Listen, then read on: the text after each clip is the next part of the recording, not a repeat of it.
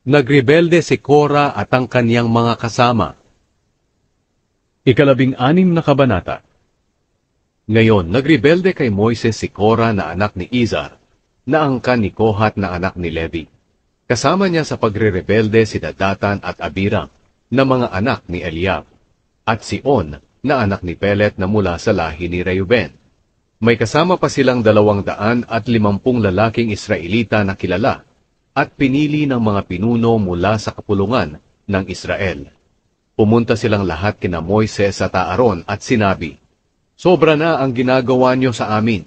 Ang buong sambayanan ay banal, at nasa gitna nila ang presensya ng Panginoon.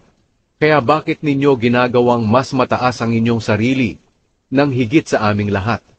Pagkarinig nito ni Moises, nagpatira pa siya para manalangin sa Panginoon. Pagkatapos, sinabi niya kay Kora at sa lahat ng kanyang tagasunod, "Bukas ng umaga, ipapahayag ng Panginoon kung sino ang totoong pinili na maglingkod sa kanya bilang mga pari, dahil palalapitin niya sa kanyang presensya ang kanyang pinili. Kaya ganito ang inyong gagawin bukas.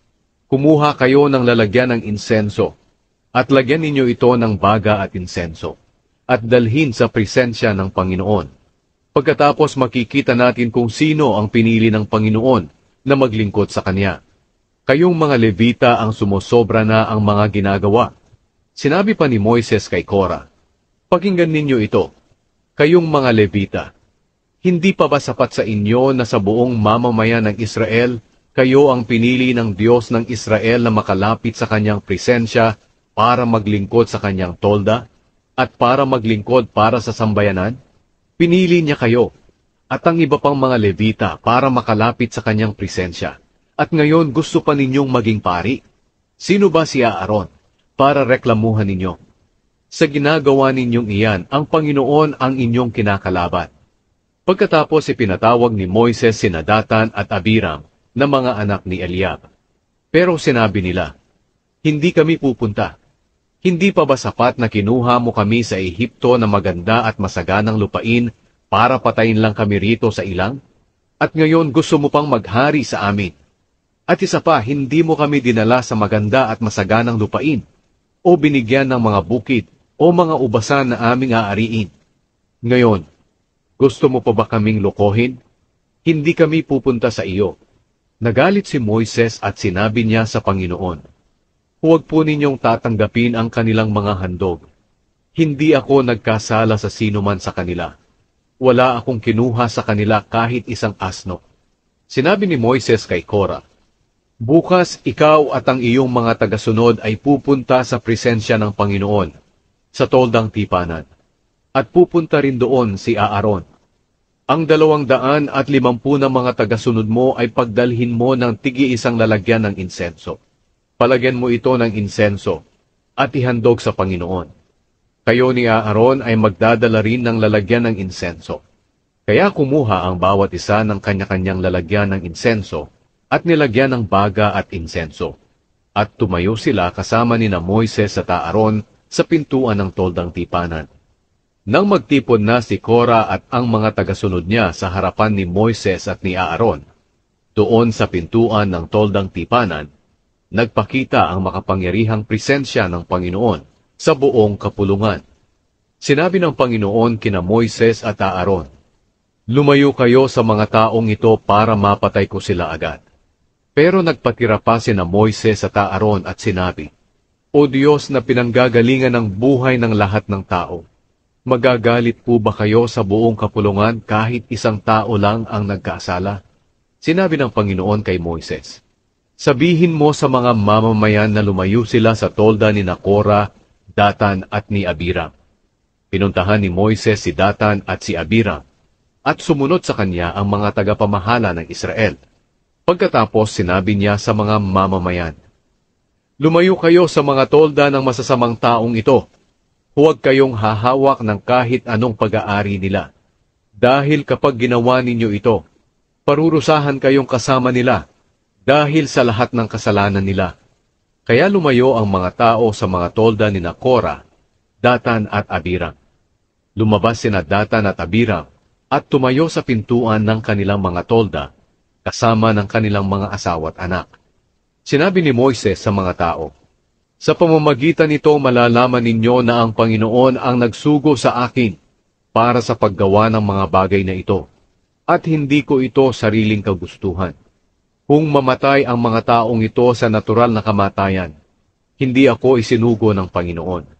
Pero kung gagawa ang Panginoon ng kamanghamanghang bagay, at mabiyak ang lupa, at lamunin silang buhay, kasama ng lahat nilang mga ari-arian papunta sa mundo ng mga patay, malalaman ninyo na ang mga taong ito ang nagtakwil sa Panginoon."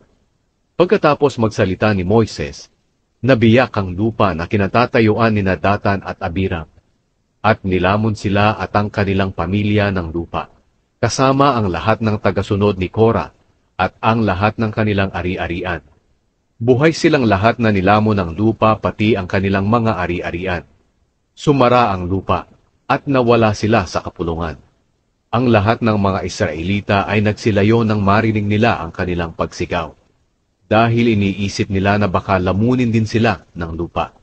Pagkatapos nagpadala ang Panginoon ng apoy, at nilamon nito ang 250 tagasunod ni Korah, na naghahandog ng insenso. Sinabi ng Panginoon kay Moises, "Sabihin mo sa paring si Eleazar na anak ni Aaron, na kunin niya ang mga lalagyan ng insenso sa mga bangkay na nangasunog, dahil banal ang mga lalagyan. Sabihan mo rin sila, na ikalat nila sa malayo ang mga baga ng mga lalagyang ito, na galing sa mga taong nangamatay, dahil sa kanilang mga kasalanan. Ipamartilyo ang mga ito, hanggang sa mapitpit, at itakip sa altar, dahil inihandog ito sa Panginoon, at naging banal ito. Ang takip na ito sa altar, ay magiging isang babala para sa mga Israelita." Kaya ayon sa iniutos ng Panginoon sa pamamagitan ni Moises, ipinakuha ng paring si Eleazar ang mga tansong lalagyan ng insenso na dinala ng mga taong nangasunog, at minartilyo niya ito upang itakip sa altar. Isa itong babala para sa mga Israelita na walang sino mang makakalapit sa altar para magsunog ng insenso sa Panginoon, maliban lang sa angkan ni Aaron, upang hindi mangyari sa kanya ang nangyari kay Korah at sa mga tagasunod niya. Pero nang sumunod na araw, nagreklamo na naman ang buong mamamayang Israelita kina Moises at Aaron. Sinabi nila, "Pinatay ninyo ang mga mamamayan ng Panginoon." Habang nagkakaisa silang nagrereklamo kina Moises at Aaron, lumingon sila sa toldang tipanan, at nakita nila na biglang bumalot ang ulap sa tolda, at ipinakita ng Panginoon ang kanyang makapangyarihang presensya. Pumunta sina Moises at Aaron sa harapan ng tolda, at sinabi ng Panginoon kay Moises, "Lumayo kayo sa mga taong iyan, dahil ibabagsak ko sila ngayon din."